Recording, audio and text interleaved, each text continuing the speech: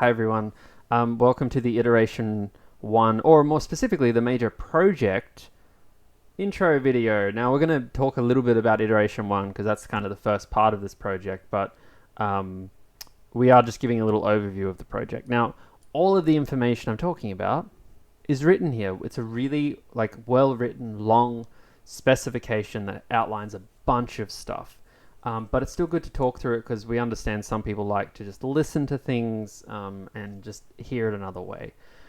Now, when you get your project, you're going to get it on a group repo. There'll be instructions. Well, you're watching this.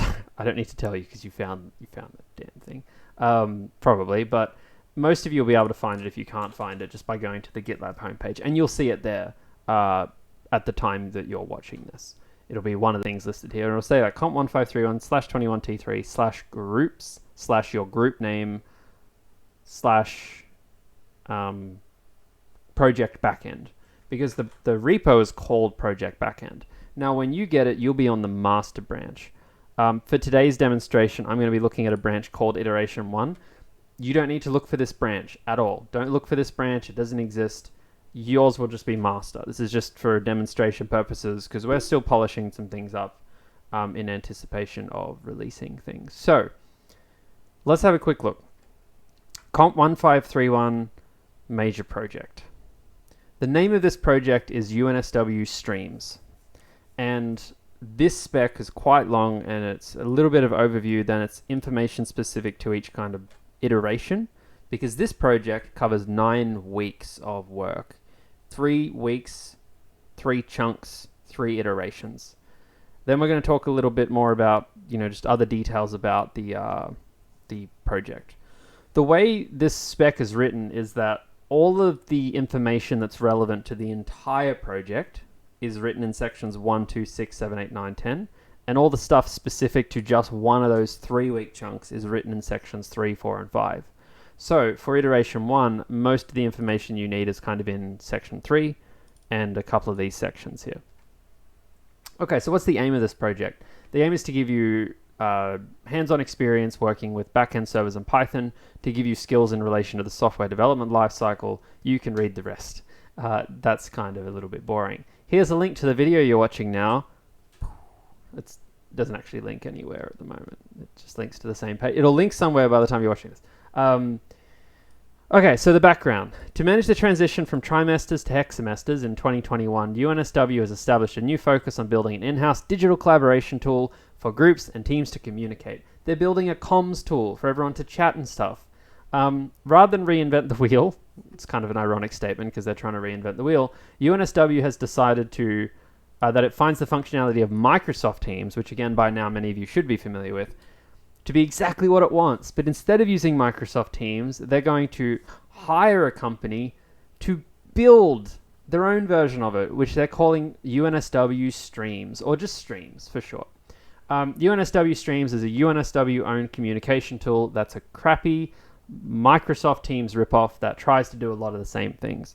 And this company that UNSW is hiring, this is all just a fake story, by the way.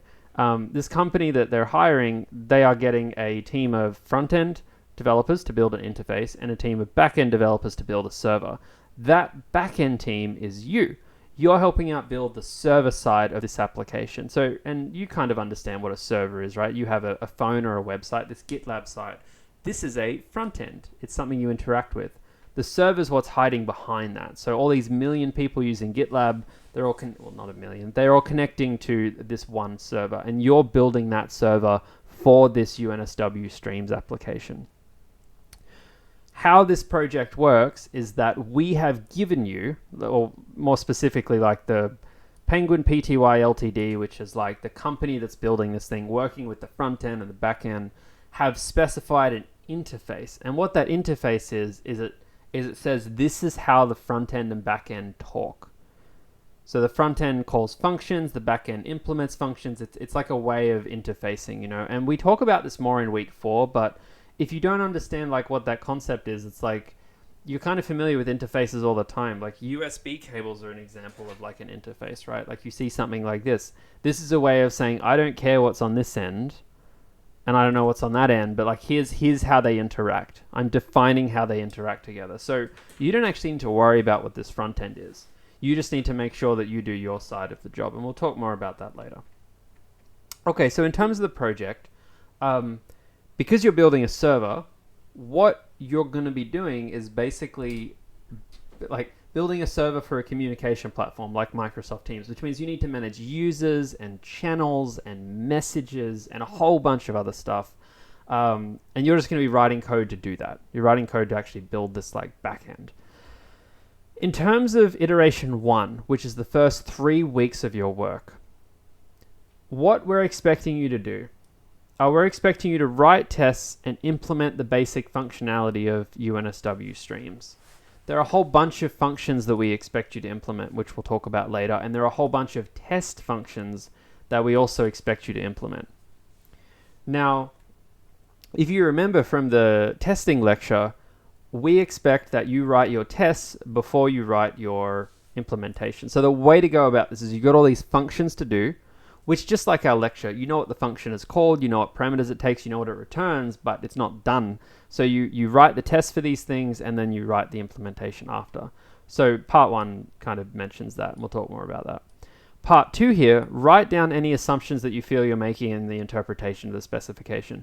This is a really small part of iteration 1, it's only worth 5%, but basically, if during you reading the spec and trying to make sense of things, you aren't sure of a particular detail, you can write it down somewhere and note it. What kind of detail is that? That's a great question. So an assumption is basically something that it's a behavior or parameter or some kind of detail that you need to define that you don't think that isn't mentioned in the spec. A really common example of an assumption is we might have a function that says, again, think about our testing lecture. You take in a list of even numbers. The numbers are positive and greater than 0. Okay, it tells you that. An assumption is not that the numbers are not odd. Or, sorry, that the numbers are not negative, because it says that. It says that they're even. But an assumption might be that there can only be up to 1,000 numbers or something like this. It's where that you feel like you need information about how this works, but it hasn't been provided for you. In this kind of specification, there's very little of that information, but it's just like we give you a chance to do that. Don't be fooled by the fact that this is second. It is a really insignificant part of this. It's just how it's written. Number 3 is that we want you to follow best practices for using Git, meaningful commit names, good branching, which is going to be talked about in week 2, using merge requests. We want you to use good project management methods, which is also talked about Thursday of week 2 in this case, or I know this might be used in a future term, but I don't know. Look, sometime in week 2, and effective like getting along in a team. The marking for this particular project will be heavily biased towards how well you follow these practices. Yes, we're not interested in it just working. You just getting this working is only worth like some of the marks. What's important is that you follow the right processes. This is very much it's not the destination, it's the journey kind of project. As part of these best practices, we expect you to use the GitLab issues board, which you can find over here. Again, there's a lecture on this coming up, so we're not going to talk about it much now. This is how we want you to track your work. We don't want you to do it in Google Doc or anything like that. We want you to do it in GitLab. We expect you to meet regularly with your group. We expect you to document the meetings you have, so you're actually like documenting your interactions. Obviously, you've probably had meetings. Well, some of you might have had meetings in week 1 or whatever. Don't worry, just from week 2 onwards. We expect you to have regular stand-ups and be able to demonstrate that you had these stand-ups to your tutor. Again, this is all week 2 content. And for this iteration, we expect you to collectively have a minimum of 12 merge requests into master. This again is week 2 content. So, you can start all this stuff without it, but, you kind of want to know a bit more about that. Okay. What is this iteration about? Well, contrary to all of this, most of the iteration is actually just about writing code, writing tests and writing implementation. My lights automatically turn off at 12:30. So, hi. Let me come back to this section because this gets into how to do things. That gets into how to do things. That gets into how to do things. That gets into how to do things. That gets into how to do things. Sure. I want to jump to the marking criteria for a sec. So, iteration 1's marking criteria is made up of a handful of components. 40% of your marks come from auto marking. This auto marking comes from a mixture of how good your tests are and how good your implementation is. So we auto mark both of those things. 25% of the mark comes from code quality. So a lot of the code quality will be from tests, but essentially you can imagine this code quality mark is made up of, is your code readable? Are your tests thought out? Do your tests test everything they should? Are the tests clear what they do? And for the implementations you have, are you implementing it? Like, are you using the right data structures and everything like that? 15% of the marks come from good Git practices, which, as we mentioned, is like good commit names, use of merge requests, at least 12 merge requests. 15% of the mark comes from good project management. That's the meetings, the task boards, the stand-ups, using like communicating and all that kind of stuff. And 5% of the mark comes from the assumptions markdown file. Now, all of this stuff is just, what you do. The assumptions markdown file is actually a file in the repository which is missing. Docs? No. There's gonna be a file here when you watch this that is called assumptions.md, and it will be like the readme.md. And if you want to work on it, you can just kind of bring it up here, and you can edit it or clone it and edit it, whatever. But it's just a markdown file like the readme, where you can add your assumptions to. In terms of the auto marking for iteration 1, the formula for the auto mark is essentially T times I, where T is the mark you receive for us running your tests against your own code. Now, if you're watching this early, some of this might not be completely obvious to you, but basically when you run PyTest, which is the testing we use, it runs all of your tests and it runs it against your implementation. And if your tests pass all of your implementation, you get 100% for T, your test against your implementation. I is our test against your implementation. It's like a classic auto marker. It just takes your implementation, we run our tests against it, and we see how many tests your implementation passes. And if it passes all of them, your code's perfect. If it passes half of them, your code's half perfect. And that's the mark you get there. Now, why are these two things multiplied together? The reason they're multiplied together, and in previous terms we used to add them together, is because what we're trying to demonstrate in this course to you is that for you to write good code, you need to ensure that not just that your code works, but you write good tests. And if you write bad tests and your code works, we consider that to be dumb luck.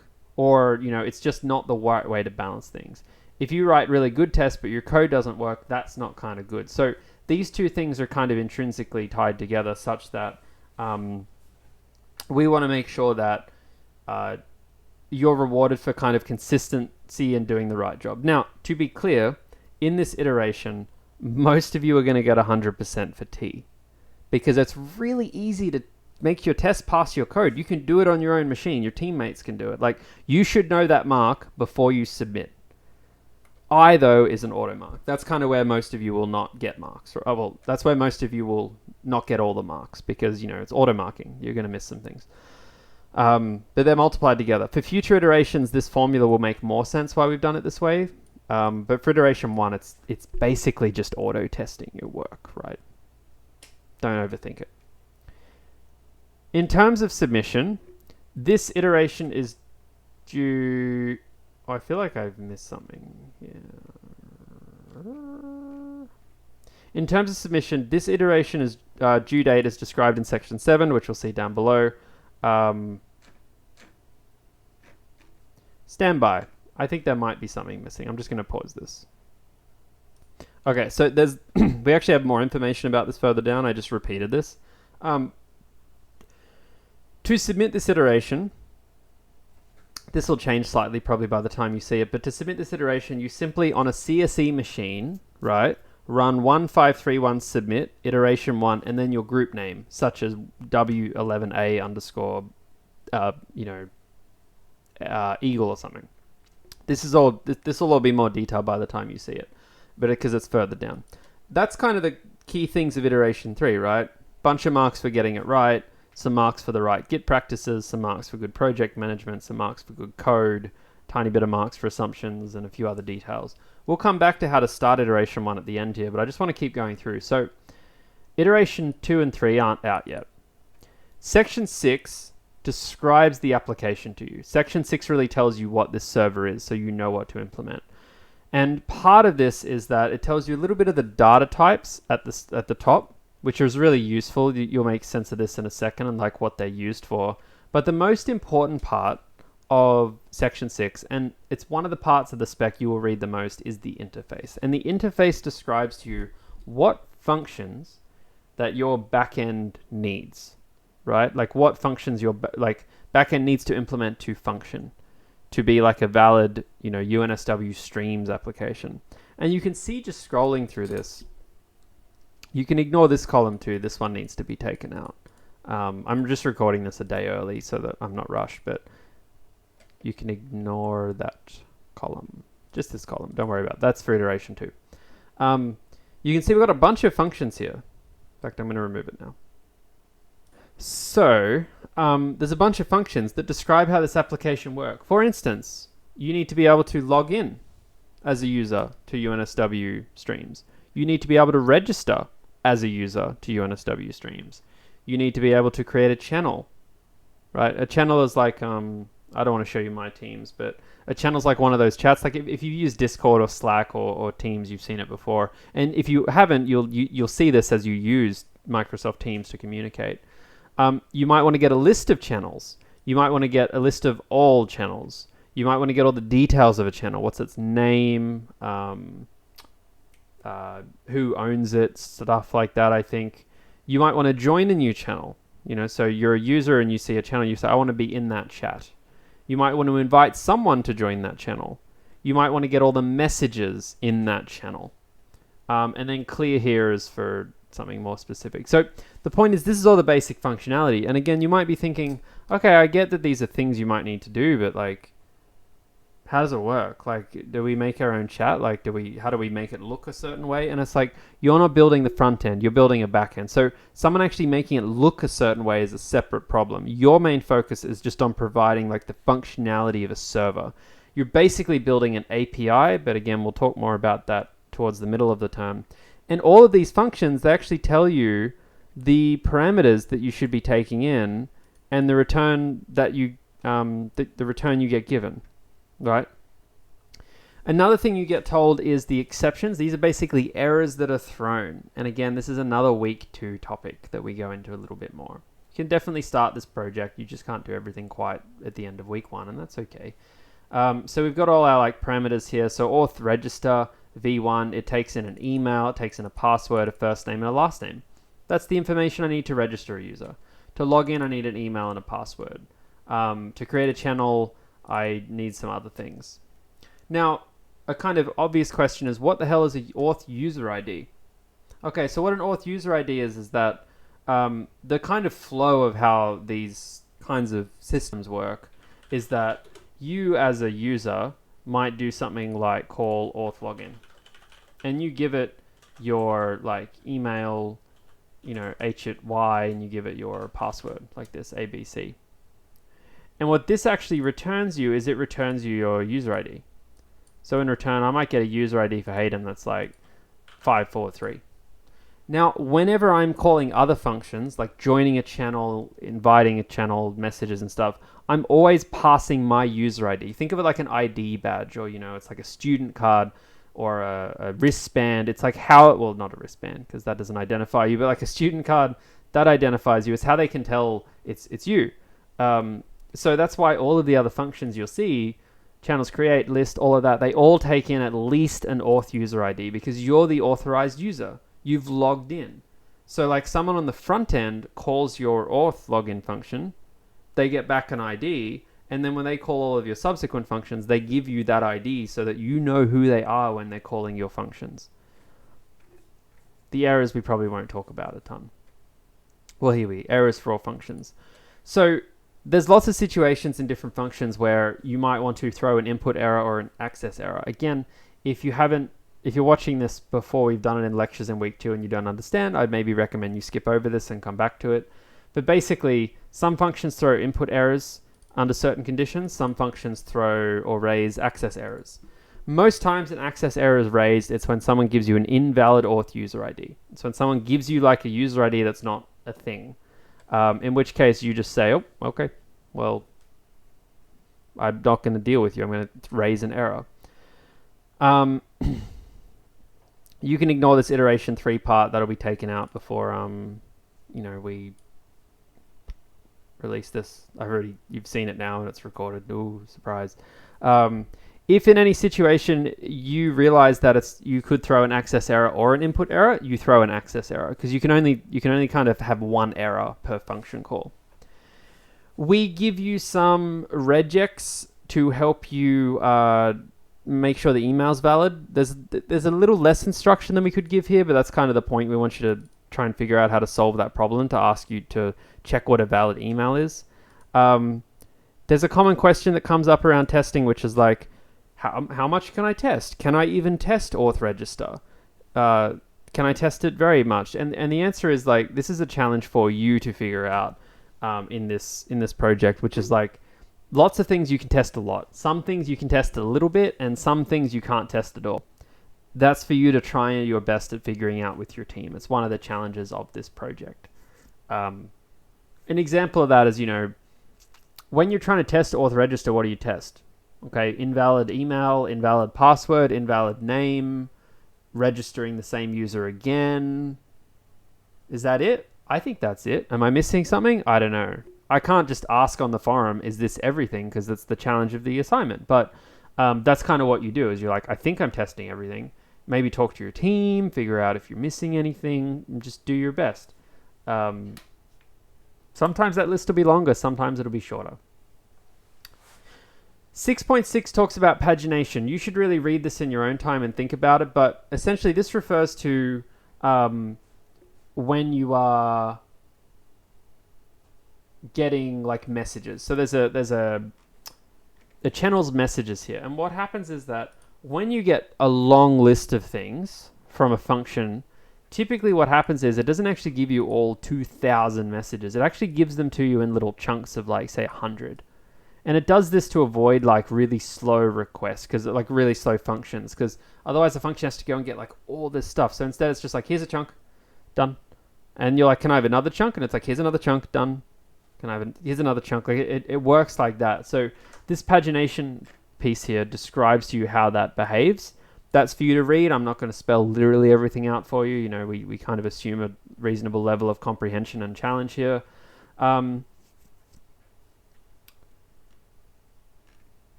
Permissions.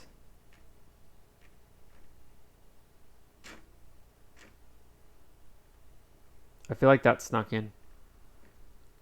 I feel like that's part of the next iteration. I must have forgot to strip that out. That's part of iteration 2, as I believe. So you don't need to worry about this. This will be gone by the time you see it. Thank you for your patience. So that's kind of section 6. So section 6, section 6 is like what's just the stuff that's true in the project. And again, so what I've done is I've actually got the whole project on my computer, but just before I recorded this video, I just cut some stuff out. That's why there's a couple of like little funny things. But don't worry about 6.7. You'll see that later on at a different time in your life. In terms of each iteration, iteration 1's due on Monday of week 4, 2 Monday of week 7, 3's Monday of week 10. They're all 3 weeks apart. For iteration 1, obviously you kind of have 2.5 weeks, but it's also easier. Iteration 1's worth 25%, 2's 40, and 3's 35. Don't be fooled by these numbers. Iteration 1 is far easier than 5/8 of iteration 2. So iteration 2 will not be 1.5 times harder, it will be harder than that. So iteration 1 is actually very easy. There's not a lot to do. Most of the reason it's challenging for most of you is because you're all just settling in, you're trying to figure out how to work together, how to get Git working and Python working, but it's like a thing where iteration 2 would take a tutor many hours to do for one person. Iteration 1 would take a tutor just a few hours probably, right? So iteration 1, the challenge is not that there's all these technical problems. It's really a chance to give you like a relatively contained set of problems where most of your time is spent just figuring out how to just work together, make it happen. You're not going to be curing cancer or anything crazy.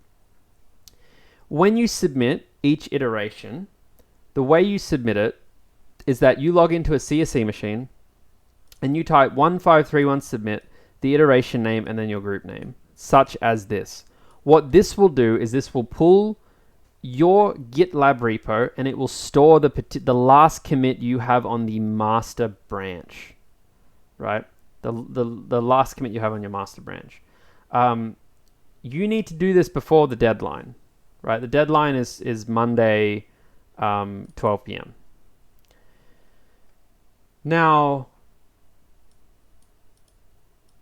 don't merge it in. Don't merge anything in that's broken. So one thing we'll talk about at the end here is that we want you to always make sure that your code works. You always need to make sure your master branch has working code. Don't merge anything in at the last minute because you'll break it and you'll lose more marks because we will auto mark what you submit. Now, in this project, we do not accept late submissions. Now, I know you might be thinking like, why is that? That's kind of mean. I'll tell you the short story. We need your submission finalized by Monday midday because we need to run auto markers on it. We need to get it ready for the Tuesday classes, right? Maybe it could be 2 p.m. Like, I don't know. It's the point is like around the middle of the day, we need it, right? We can't just like give you 7, 10 hours, 24, 3 days or whatever. So if we wanted to give you a late penalty, the way we'd probably have to do it is make it due on a Friday and then give you like a late penalty for a few days. But like we figure which is better, a Friday and like a tapering late penalty until it's like due finally, or is it just better to just like let you work on it to the absolute latest you can and then just cut it off? You know, like that's better, right? Like you'd rather not have it due earlier because that's the alternative, and it's the same for your lab. So when it comes to this, don't F around with it, right? Don't be like, oh, we'll get it in. It's like 12 p.m. Like, get it done on the Sunday night or early on the Monday morning or something. It's like if you're sitting there at 11:30 and you're trying to get stuff in, you're running a really running a really big risk. Something. Once you submit it, you will demonstrate it to your tutors in week 4, 7. That's a typo, and 10. Right, 8 was what we did last time. Easter and anyway. All team members have to attend this session. So for your project check-in during your lab time, your tutor will look at your work. They'll ask you questions. You might show them what you've done. You'll talk through the code. It's like a little mini demo / interview. It'll be very relaxed. It's nothing to be stressed about. You don't have to wear a suit. You don't have to prepare a presentation. It's like a Q&A, calm little interview where they just try and learn more about it so they can go away and mark you. Yes. Other expectations we have on you.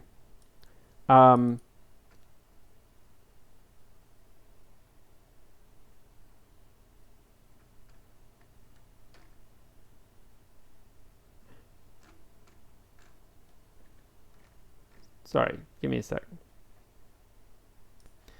So, expectations that we have on you in this project are basically that you all contribute equally. That's the short answer. We want you all to contribute and we want you all to get along. If you don't do that, some of you may have different marks. Don't get this impression that we're just going to give you a group a mark. What happens is that we do give your group a kind of tentative mark, but that's not your mark. That's like a pre-mark. Your final mark comes from looking at what your contribution has been to the project. If all of your contributions are like pretty equal, you all get the same mark. You all get the group mark. If they're not equal, some scaling happens. Things that we kind of expect you to participate in equally. One is project check-ins. That's where you check in with your tutor during lab time. There's some details there. The other one is just making sure that you ensure, you have your code style, like your code style's good, your documentation's good, you're all dealing with that together. In terms of your code contribution, we expect you all to contribute roughly the same amount of code. Like, if someone contributes 60% and the other one's 40%, it's like, it's okay. That's fine. Like, that's how projects work. But like, if someone's 90 and you're 10, you're in big trouble. For iteration 3, we want you to make sure that you are contributing equally to the documentation.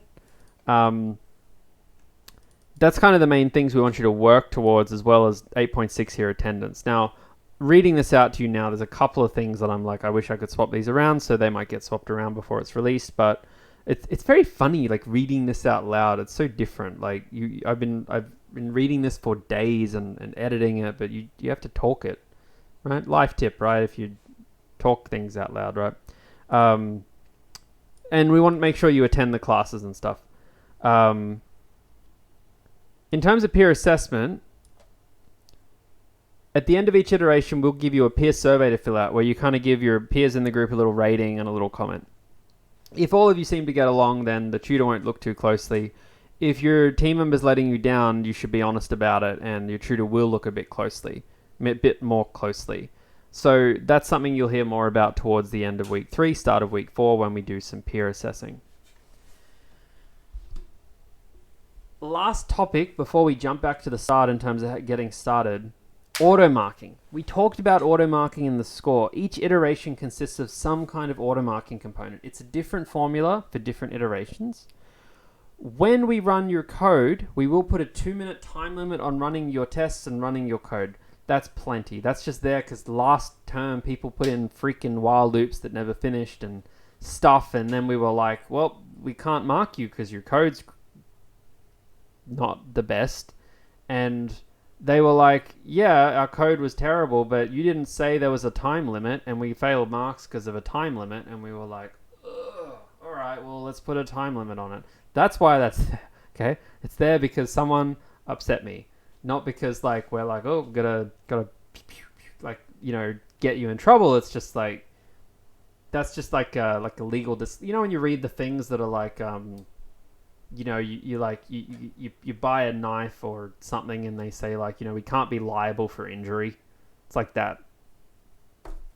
I don't know if that was a good... It's getting very late here. In the 5 days, 5 evenings preceding each iteration, so iterations due Monday, week 4. So on the Wednesday, week 3, Thursday, Friday, Saturday, week 3, Sunday, week 3, every evening overnight, we will be running your code up against the actual auto markers we'll be marking with. You will have a chance to see what mark you get for auto marking before you submit it with the current code you have on the master branch. And we will be publishing the results of everyone's auto mark result to a leaderboard that will be available here. It's nothing there at the moment, but it will be there. Not yet. Sometime in week 2 or 3. We'll tell you when it's ready, but I'll just put the link there for now. Your position, you'll have a position in the leaderboard. You will get given your mark. You will get given your T and your I mark. You won't get given how we calculated it. We'll just be like, well, you'll know how we calculated your testing mark because you can do it too, but you won't know what the auto marks are. So you might get like a 70%. And you're like, great, we're 70% of the way there. What did we get wrong? That's for you to figure out. Go do some digging. Go do some learning. We only release it for 5 days because we don't want to give you too much information so that you just like progressively correct yourself until everyone has the same mark. And it only runs once a day. You can't rerun it, right? So it runs once, we run it, that's it for the next 24 hours.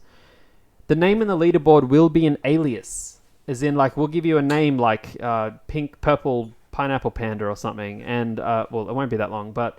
And we'll email that to your group so your group knows what your thing is. So, because we don't want groups like kind of like, you know, being like, oh, so-and-so is stupid or something. Like, that's just kind of mean. It's like some groups struggle for a whole bunch of reasons. Some groups just do work later. Like, you know, you can share your alias with people if you want to. If you want people to be like, hey, that's me. I'm the panda. Then that's totally fine as well. It's up to you.